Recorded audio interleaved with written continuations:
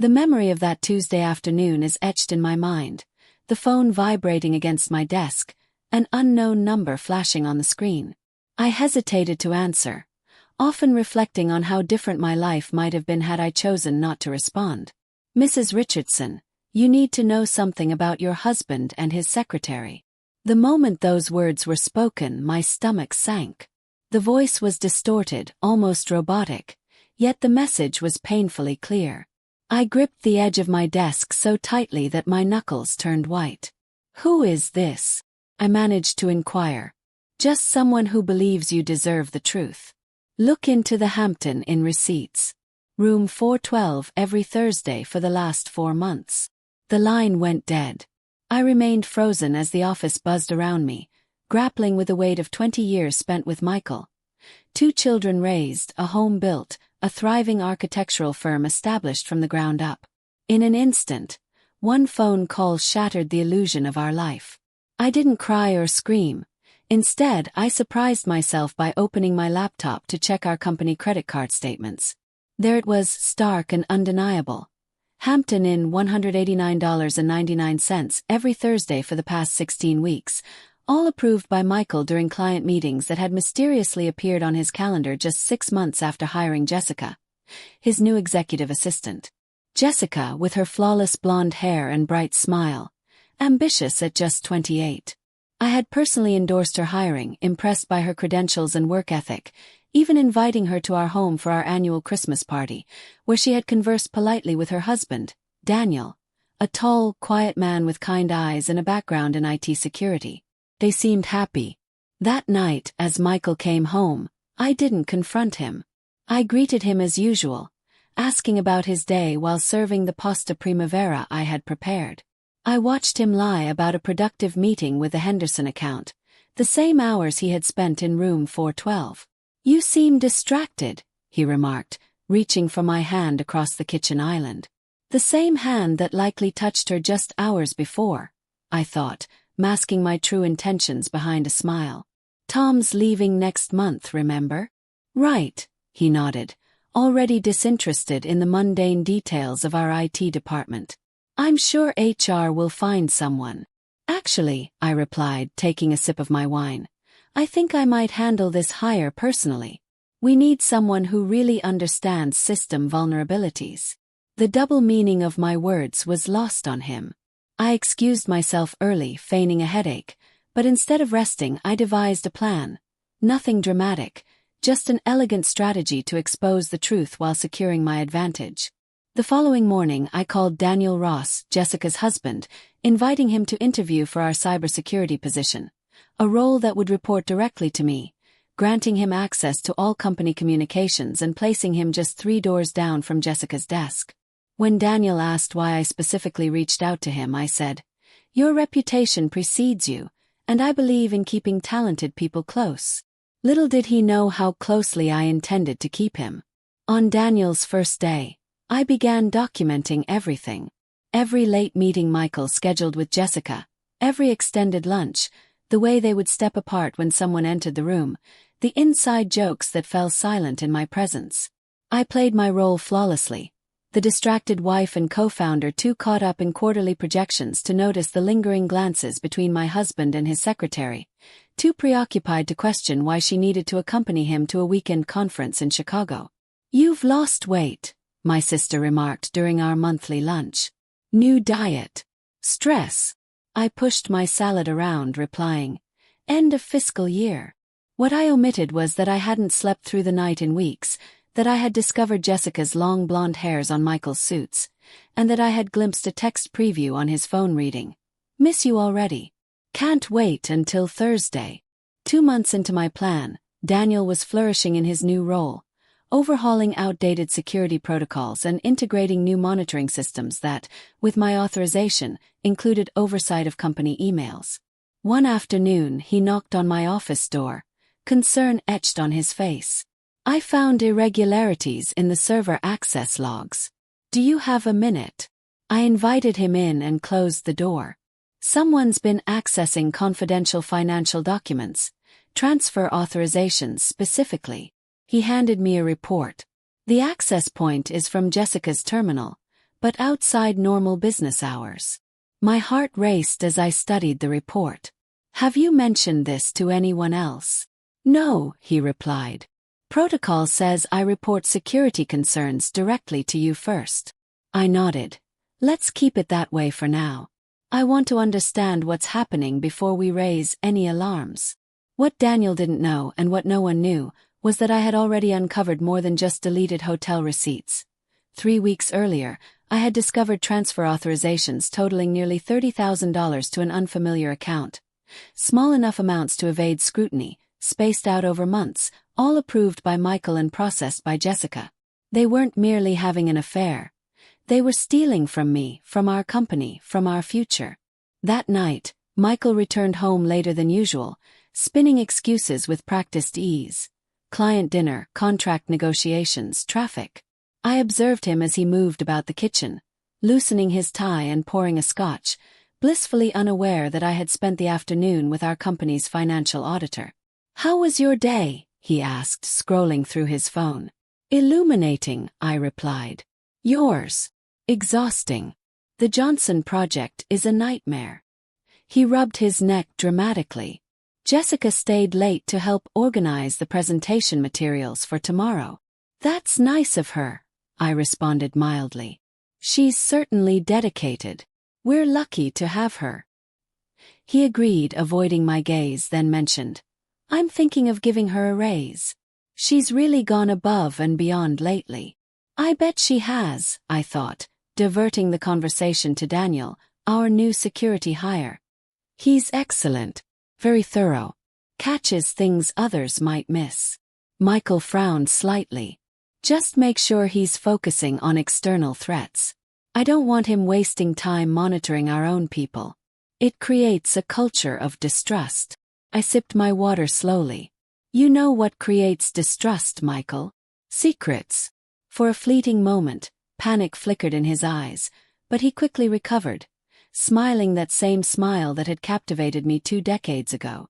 "No secrets here, babe, just tired." He kissed my forehead and retreated upstairs to shower. As the water cascaded above, I opened my laptop and emailed Daniel. "We need to talk tomorrow at 7 a.m. I had given everything to Michael. My youth, loyalty, and trust.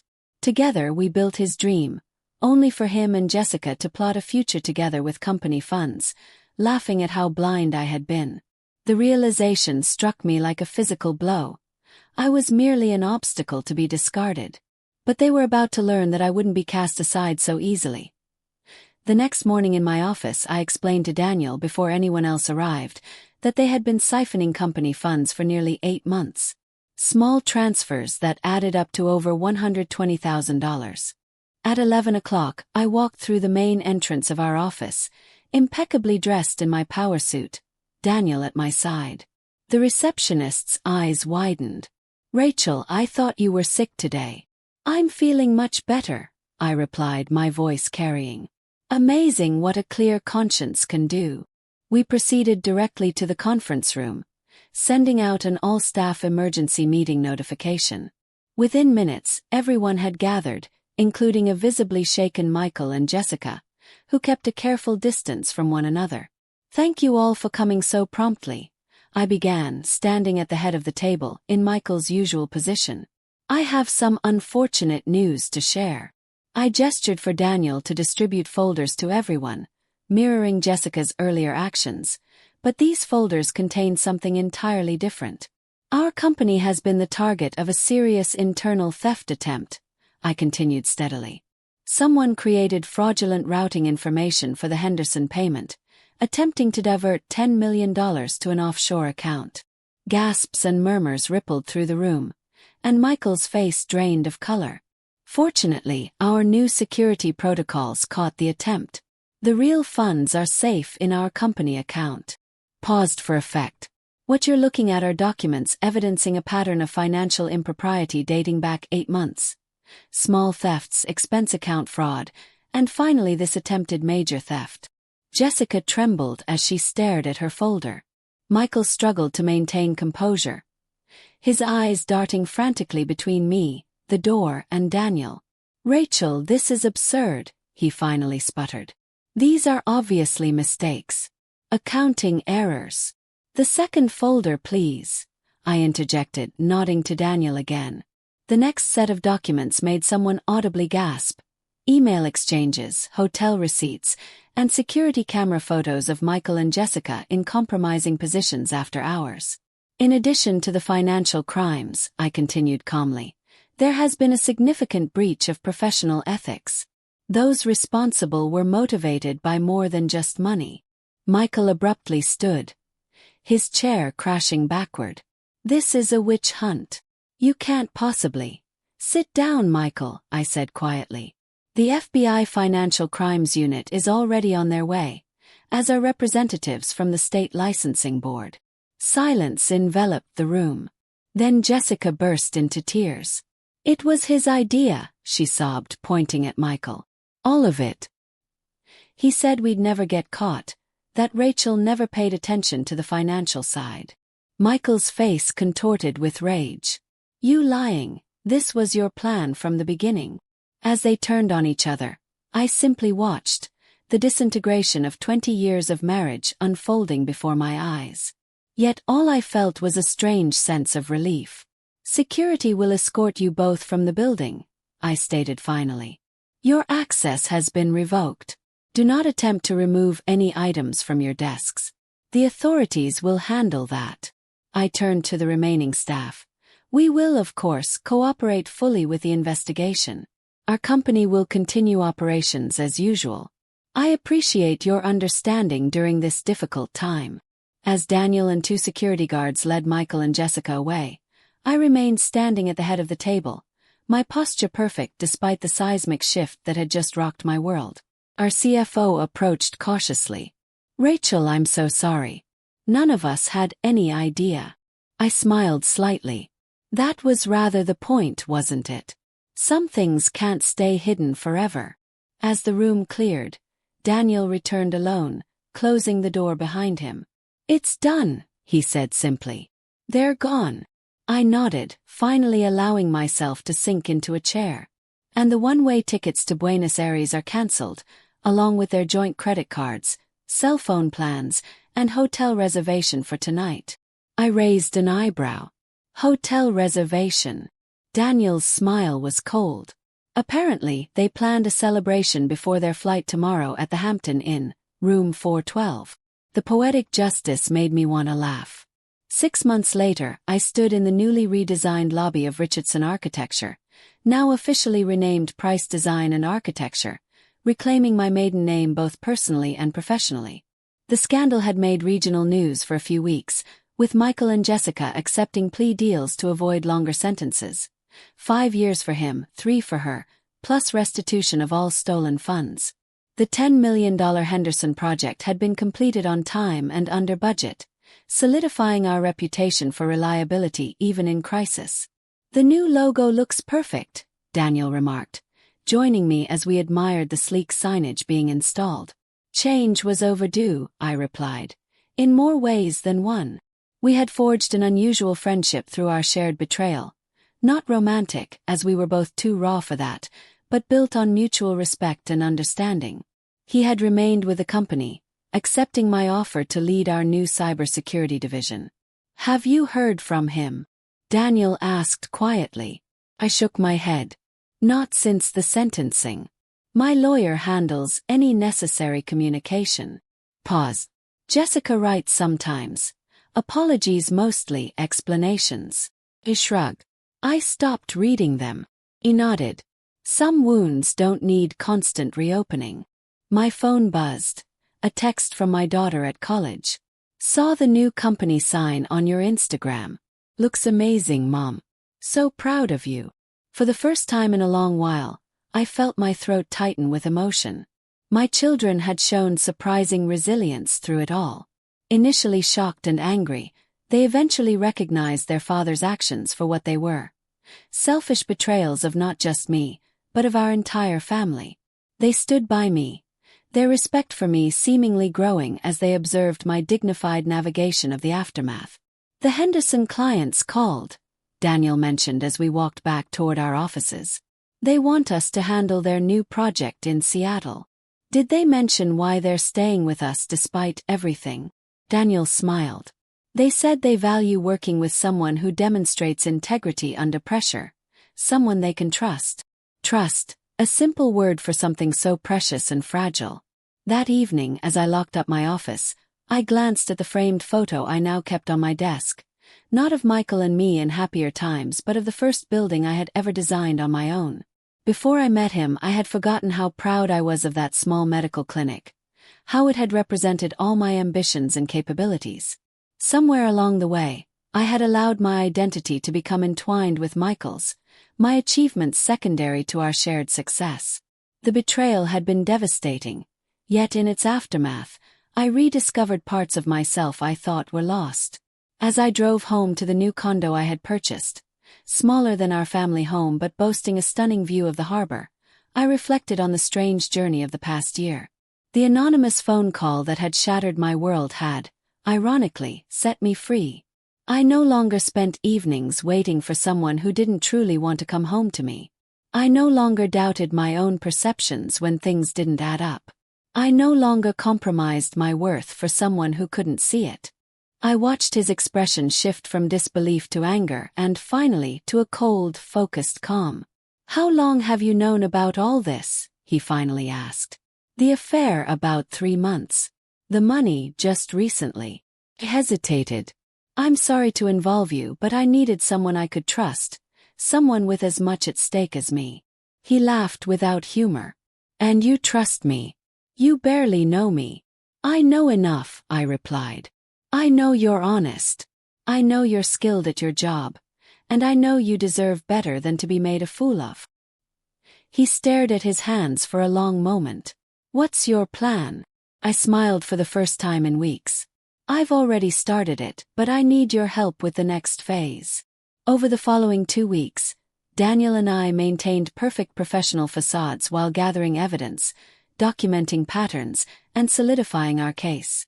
What Michael and Jessica didn't realize was that every deleted email remained in our server backups, every business expense created a paper trail, and every whispered conversation in what they thought was a private corner of the office was potentially captured on security footage that Daniel, as head of security, had full access to.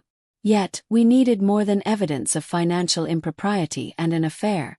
We needed to uncover their endgame. "They've booked one-way tickets to Buenos Aires," Daniel reported one evening as we worked late in my office. "Next Friday, first class, using points from our joint credit card so it wouldn't show on statements." His voice was flat, devoid of emotion, but his hands trembled slightly. "The day after the Henderson contract payment is scheduled to arrive," I noted. $10 million that would normally go straight to our operating account, which Jessica recently gained authorization to access. Daniel slid the paperwork across my desk. Authorization Michael had signed off on without careful review, buried amidst routine documents I had prepared. "So they divert the funds, board their flight and disappear," I concluded, leaving us both humiliated and the company in chaos. Daniel leaned back in his chair. "Not if we move first." Initially, my plan had been straightforward. Expose them, confront them with evidence of the affair, fire Jessica, divorce Michael, and move on with my dignity intact. But this was different. It was calculated theft on a massive scale, necessitating a different strategy. "The Henderson payment is the key," I said slowly. "If we can control where that money goes, we can catch them in the act." Daniel agreed, but we needed to make them think their plan was unfolding as intended. "Which means we can't let them know we know," I affirmed, a spark of anticipation igniting within me. Michael had consistently underestimated me, treating the business side of our partnership as his territory while assuming I was content with design and client relations. He'd forgotten who negotiated our first major contract, who secured financing when the bank initially rejected us, and who transformed a struggling 2-person firm into a thriving 50-employee success story. He had overlooked my strategic capabilities. "Daniel," I said, "how would you feel about a promotion? One that places you directly in charge of certain financial security protocols." The next day, I convened an executive team meeting, including Jessica, who appeared uncomfortable sitting across from Daniel but maintained her professional demeanor. Michael seemed distracted, frequently checking his watch. As you all know, the Henderson contract represents our largest project to date, I began. I've decided to implement additional security measures. Michael frowned. Is that really necessary? We've never had issues before. Better safe than sorry, I replied pleasantly. That's why I'm putting Daniel in charge of payment verification and routing. All incoming wire transfers will require dual authentication moving forward. I observed Jessica's face carefully, noting the widening of her eyes and the quick glance she exchanged with Michael, a subtle shake of her head. That seems excessive, Michael argued. It'll just complicate things unnecessarily. Actually, Daniel interjected smoothly, it's becoming standard practice for transactions of this size. The system is quite simple. He delivered a technical explanation that I knew would cause Michael's eyes to glaze over. By the meeting's conclusion, I had secured full team agreement on the new protocols, including Michael's reluctant sign-off. Unbeknownst to them, we had just sealed their escape route. That evening, I overheard Michael on the phone in his study. His voice a harsh whisper. We need another way. No, we can't wait. I don't care how you do it. Just fix it. I smiled to myself, walking past his door without pausing. Little did he know I had anticipated every possible move. The day before the Henderson payment was due, I called in sick for the first time in 15 years. Michael seemed relieved, kissing my forehead preemptively before rushing off to the office. Don't worry about anything, he assured me. I'll handle the Henderson payment processing. Just rest. 30 minutes after he left, I drove to the office, entering through the service entrance where Daniel was waiting. Together, we proceeded to the server room, the one location devoid of surveillance cameras. They've changed tactics, Daniel reported. Jessica accessed the payment routing forms last night and created a duplicate set. They're planning to substitute them during the processing meeting today. I nodded, unsurprised. And the account number? Offshore Cayman Islands. Untraceable once the money lands there. Perfect, I replied. Exactly what we expected. By 10 a.m. we were in position. I watched via Daniel's security feed as Michael gathered the executive team, intentionally excluding Daniel, who should have been present according to our new protocols. Since Rachel is out today, I'll be overseeing the Henderson payment processing, Michael announced confidently. Jessica distributed folders to everyone present. To an outside observer, it appeared completely routine, the trusted executive assistant handling standard paperwork. Only Daniel and I knew those folders contained fraudulent routing information. 10:15 my phone rang. It was Henderson himself.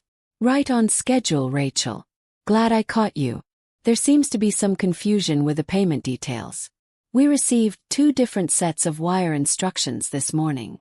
I'm so sorry about that, Robert, I replied, feigning concern.